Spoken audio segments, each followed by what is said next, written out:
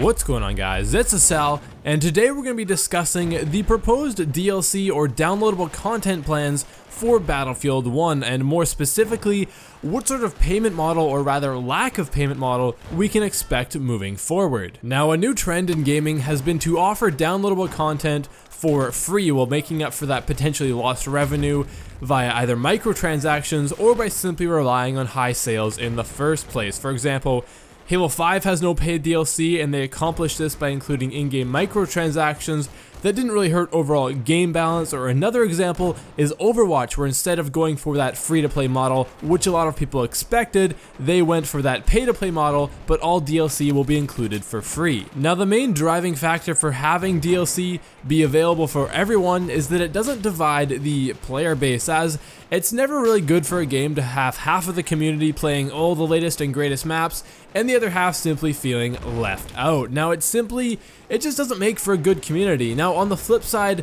there's also a lot of potential revenue to be brought in by putting a price tag on DLC, and it does take time to craft that DLC, which is why it's kind of been the norm to charge players for that extra content. So at the end of the day, there's really this trade-off. You can either please the player or you can bring in some extra cash. Now, before we get ahead of ourselves, let's remember that the Battlefield series is published by EA, and EA isn't exactly known for giving out DLC for free, with the exception, of course, of some of the later DLC in Battlefield 4, such as the Community Map Project. But there may actually be some hope for getting content for free depending on how you look at it. If you check out the pre-order page for Battlefield 1 in Origin, you'll see that by pre-ordering, you'll actually get 7 days early access to a free map. Now, that implies that if you don't pre-order, you'll be getting a free map regardless, which I certainly can't complain about. Now, it actually will be dropping sometime later this year, supposedly, so we'll have to see if that's the only free map we get. Maybe we'll get more. We'll have to wait and see, because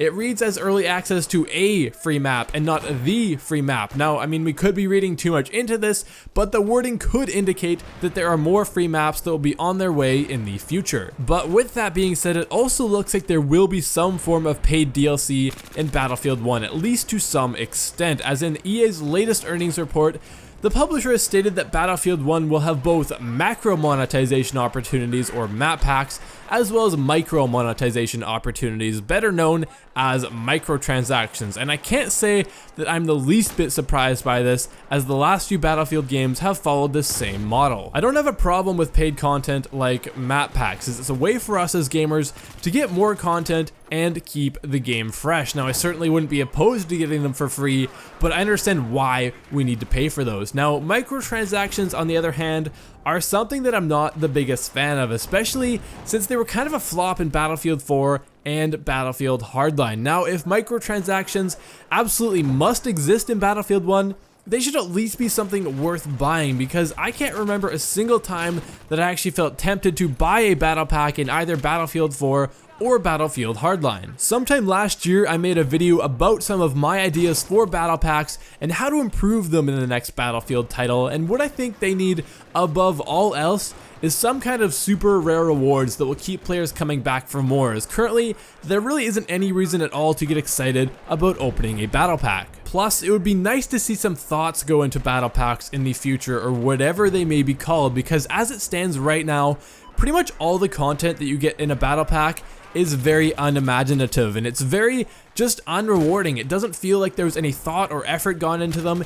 It feels like they just exist in the game simply to make some extra money if someone wants to buy them, and it feels like you're not really paying for them to actually develop anything. It's just extra fluff that doesn't mean anything, and it would be nice to see these battle packs actually be worthwhile. Now, the addition of at least one free map in Battlefield 1 is more than welcome, and it will be interesting to see if EA does go ahead and mix in some free maps in addition to the planned DLC. Now, personally, I would be surprised if we did see a model like this in Battlefield 1, as like I mentioned previously, EA is known to be rather tight-fisted in this regard, but we can always hope. Click that like button if you enjoyed this video, and if you want to see more Battlefield content, subscribe to my channel if you are not already. Now, everyone, thank you so much for watching. This has been Asal, and I will see you guys next time.